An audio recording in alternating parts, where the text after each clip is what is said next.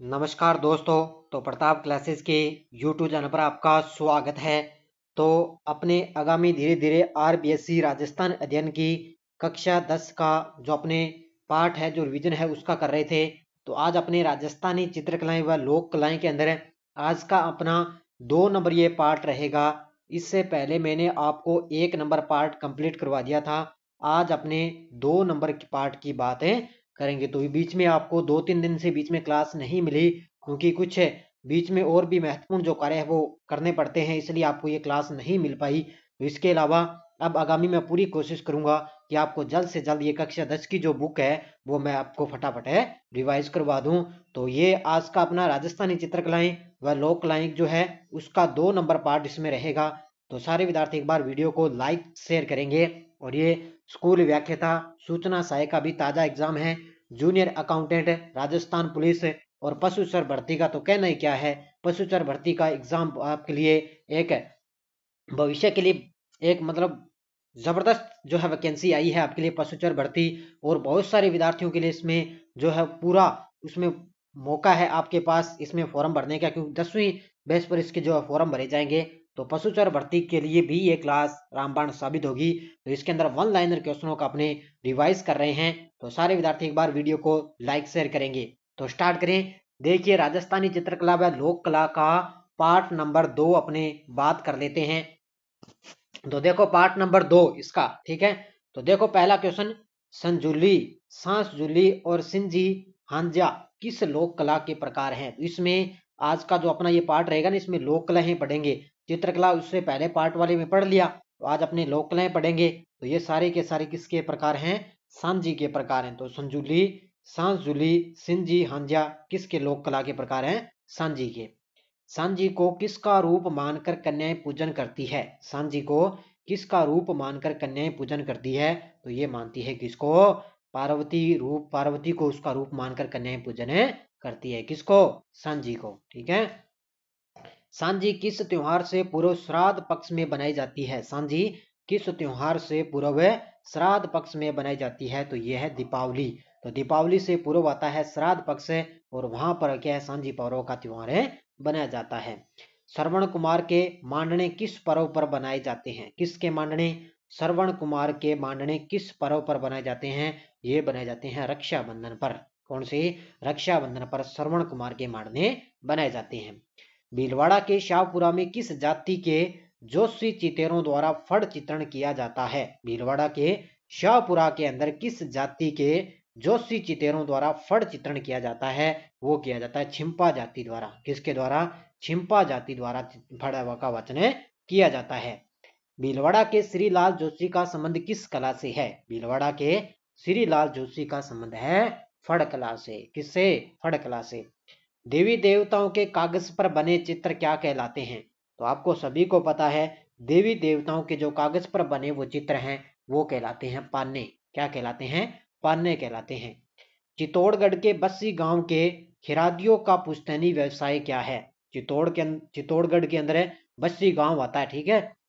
तो उसमें क्या, जो वहां के लोग हैं ना, खिरादियों का जो पुश्तैनी व्यवसाय है, तो उनका व्यवसाय क्या है? कावड़ बनाना। तो ठीक है, कावड़ के लिए कौन सा जिला प्रसिद्ध हो गया?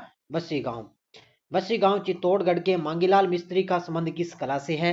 तो ये है कावड़ कला से। और सीधा सीधा ये क्वेश्चन टपक चुका है, पता नहीं एग्जाम में सेकंड ग्रेड में आया था कि रीट में फर्स्ट ग्रेड में, इस तरह एग्जाम में आ चुका है भी। मांगीलाल मिस्त्री का संबंध किससे है? तो कावड़ कला से इसका संबंध है। कावड़ कला के बारे में देखो, कावड़ एक मंदिर नुमा काष्ठ कलाकृति होती है। कावड़ तो आपने देखी होगी। तो कावड़ एक मंदिर नुमा काष्ठ कलाकृति होती है। गोडलिया क्या है? गोडलिया, गोडलिया का मतलब होता है पशुओं के शरीर पर निशान दागना। पशुओं के शरीर पर निशान दागना का मतलब क्या होता है? गोडलिया, इसको बोलते हैं गोडलिया। बांस की पतली पतली खपचियों को तागे से बांधकर चिकनी मिट्टी से बनाई जाने वाली बील किस जिले में प्रचलित है? तो बांस की पतली पतली खपचियों को धागे से बांधकर चिकनी मिट्टी से बनाई जाने वाली बील है वो कहां पर प्रचलित है? जैसलमेर के अंदर प्रचलित है। सियासन बत्तीसी, पृथ्वीराज संहिता व अमर सिंह राठौड़ खेलों का प्रचलन है। तो ये है कठपुतली में। क्या जो कठपुतली खेल है ना, वहां पर सियासन बत्तीसी, पृथ्वीराज संहिता, अमर सिंह राठौड़ खेलों का प्रचलन है कठपुतली के अंदर।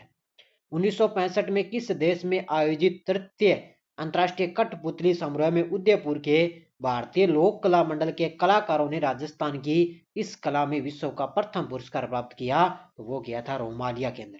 यह रोमालिया के अंदर आयोजित हुई थी अंतर्राष्ट्रीय कठपुतली समारोह के अंदर। उदयपुर के एक भारतीय लोक कला मंडल है ना उदयपुर के अंदर, वहां के कलाकारों ने इसके अंदर विश्व का प्रथम पुरस्कार जीता था। भारतीय लोक कला मंडल की स्थापना 1952 में कहां पर हुई थी? तो ये हुई थी उदयपुर के अंदर। ये भी क्वेश्चन आ चुका है कि भारतीय लोक कला मंडल है कहां पर? है उदयपुर के अंदर। स्थापना कब हुई? 1952 में। सार्या का संबंध है, सार्या का संबंध होता है गोदना। क्या मतलब होता है इसका? सार्या का संबंध होता है गोदना। सांझी पूजा कितने दिनों तक चलती है? सांझी पूजा कितने दिनों तक चलती है? तो ये चलती है 15 दिनों तक। ठीक है, सांझी पूजा कितने दिनों चलती है? 15 दिनों तक। जब कोई तीर्थ यात्रा कर सकुशल घर लौट आता है तो इस खुशी में किस लोक कला को अपनाया जाता है? जब कोई तीर्थ यात्री अपने यात्रा पर जाता है और वो सकुशल बढ़िया तरीके से यात्रा करने के बाद में वो घर पर लौट आता है तो इस खुशी में किस लोक कला को अपनाया जाता है? तो वो है पुष्कर पेड़ी और पथवारी। कौन सी होगी? पुष्कर पेड़ी और पथवारी, इन दो कलाओं को अपनाया जाता है। आगे आगे बड़े शानदार पॉइंट आएंगे। ग्रामीण अंचल में कोठिया किस उपयोग में आती है? कोठिया होती है भंडारण हेतु। जैसे अपने अपने साधारण भाषा में कहते हैं ना कोठे, भी उस कोठे में रख दो। तो ग्रामीण अंचल में कोठियां, कोठियां का मतलब है भंडारण हेतु उस उपयोग में आती है। सोजत पाली किसके लिए प्रसिद्ध है जिसे 16वां जीआई टैग दिया गया? तो सोजत पाली किसका प्रसिद्ध है? मेहंदी के लिए प्रसिद्ध है ये, और इसको 16वां जीआई टैग दिया जा चुका है। तोडा, जीवी, गोल्या, हीरा नामी, मक्का, टणका किस अंग के आभूषण है? तो तोडा, जीवी, गोल्या, हीरा नामी, मक्का, टणका किस अंग के आभूषण है? तो ये है पैर के। किसके आभूषण है? पैर के आभूषण है। अणत किस अंग का आभूषण है? अणत, अणत किस अंग का आभूषण है? तो ये है बाजू का। किसका है? बाजू का। आंवला निम्न में से शरीर के किन अंगों का आभूषण है? आंवला, आंवला वो खाने वाला आंवला नहीं है, ध्यान रखना, ये शरीर का आभूषण है, ध्यान रखना आंवला। तो आंवला ध्यान रखना हाथ और पैर का है। किसका है? हाथ और पैर का आभूषण है आंवला। फड़ लोक कला की जाती है कपड़े पर।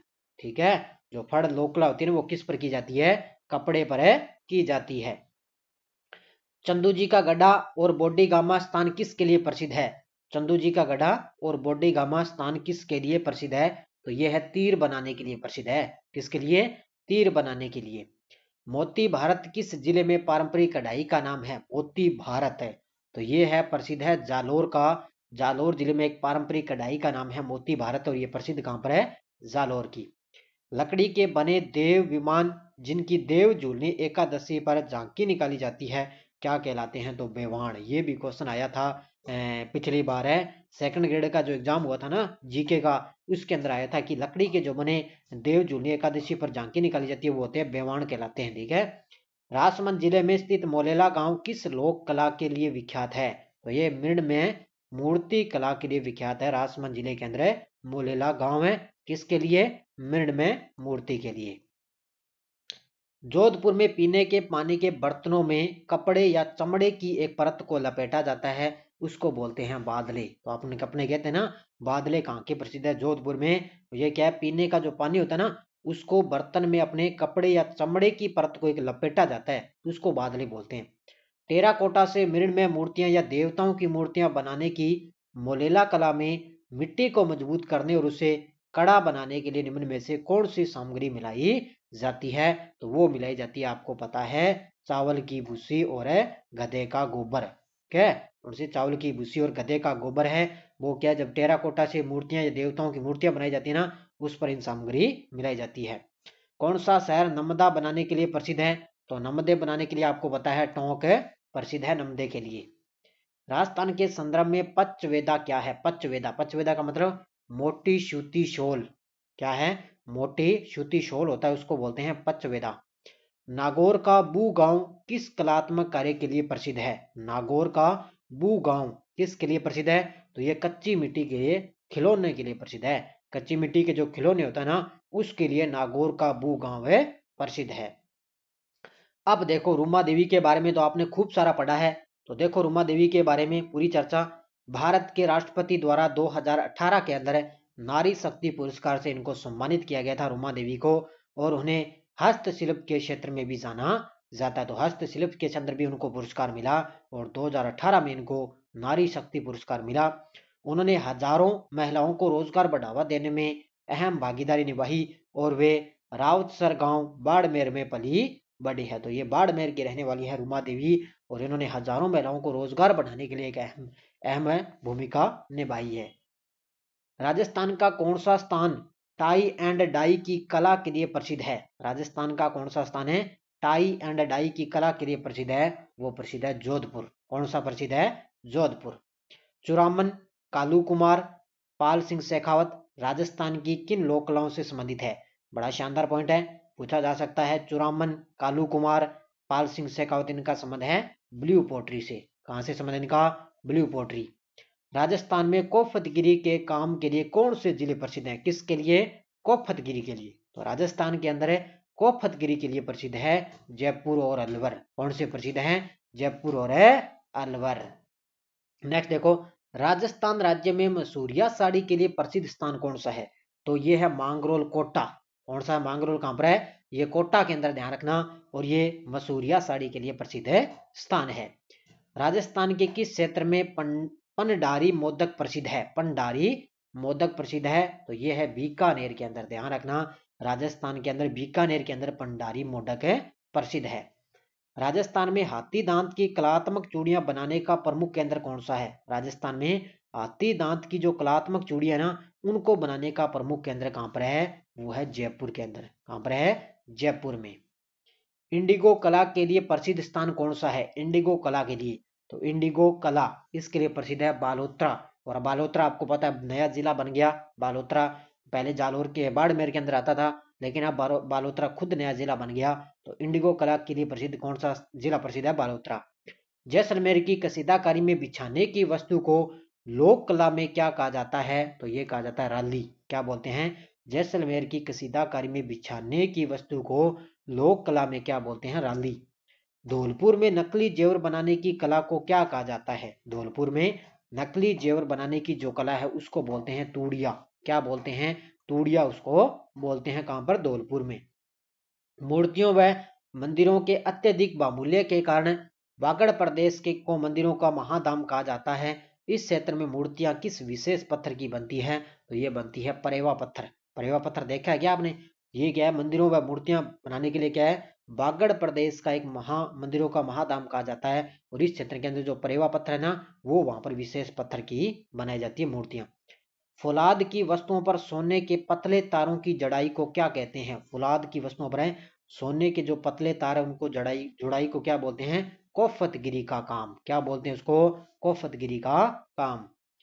श्री लाल जोश जिन्हें 2006 में पद्म श्री पुरस्कार मिला था, इनको किसके लिए ये जाने जाते हैं? तो ये जाने जाते हैं फड़ चित्रकारी के लिए। किसके लिए? श्री लाल जोशी 2006 में इनको पद्म श्री मिला और ये फड़ चित्रकारी के लिए जाने जाते हैं। जालोर का कौन सा गांव टेराकोटा के लिए प्रसिद्ध है जहां मामा जी के घोड़े बनाए जाते हैं? तो वो है जालोर का हरजी गांव। कौन सा प्रसिद्ध है? जालोर का एक हरजी गांव है जो टेराकोटा के लिए प्रसिद्ध है और यहाँ पर मामा जी के घोड़े बनाए जाते हैं। जिरोही भांकला गंधा किस उद्योग के नाम है? तो जिरोही भांकला भाकला गंधा किस उद्योग के नाम है? तो ये है जटपटी के। किसके नाम है? जटपटी उद्योगों के नाम है। जयपुर में मीनाकारी की कला महाराजा मानसिंह द्वारा कहां से लाई गई? जयपुर में मीनाकारी की जो कला है वो महाराजा मानसिंह द्वारा कहां से लाई गई? तो ये लाहौर से लाई गई थी। चांदी के आभूषणों की तारकसी के लिए राजस्थान का कौन सा स्थान प्रसिद्ध है? चांदी के आभूषणों की तारकसी के लिए राजस्थान का नाथद्वारा जिला, नाथद्वारा स्थान है प्रसिद्ध है। कहां पर है ये? राजसमंद में। करपाल सिंह शेखावत को तो आप जानते ही हो। करपाल सिंह शेखावत का संबंध है राजस्थान की ब्लू पोट्री से। और राजस्थान का कौन सा जिला अजरक प्रिंट के लिए प्रसिद्ध है? वो है बाड़मेर जिला अजरक प्रिंट के लिए प्रसिद्ध है। तो ये आज की अपनी राजस्थानी चित्रकला व लोक कलाओं का ये 2 नंबर पाठ है जो अपने आप को वहां पर समाप्त करते हैं। कल अपने पढ़ेंगे स्थापत्य व शिल्प के विविध आयाम, पार्ट नंबर 1 की बात करेंगे। नीचे आप टॉपिक देख सकते हो, यानी कि कल अपने दुर्गों की बात है करेंगे। तो अपने कल प्रमुख जो दुर्ग है ना, जितने भी राजस्थान के अंदर विविध आयाम है, उनके बारे में अपने कल है बात करेंगे। तो ये आज की अपनी कुछ जो लोक कलाएं थी उनकी अपने बात कर दी है बढ़िया तरीके से। 2-3 दिन पहले भी आपको बीच में क्लास नहीं मिली, लेकिन अब आपको यहाँ से कंटिन्यू क्लास है मिलती रहेगी। तो सारे विद्यार्थी एक बार वीडियो को लाइक शेयर करते रहना। धन्यवाद। जय हिंद, जय भारत।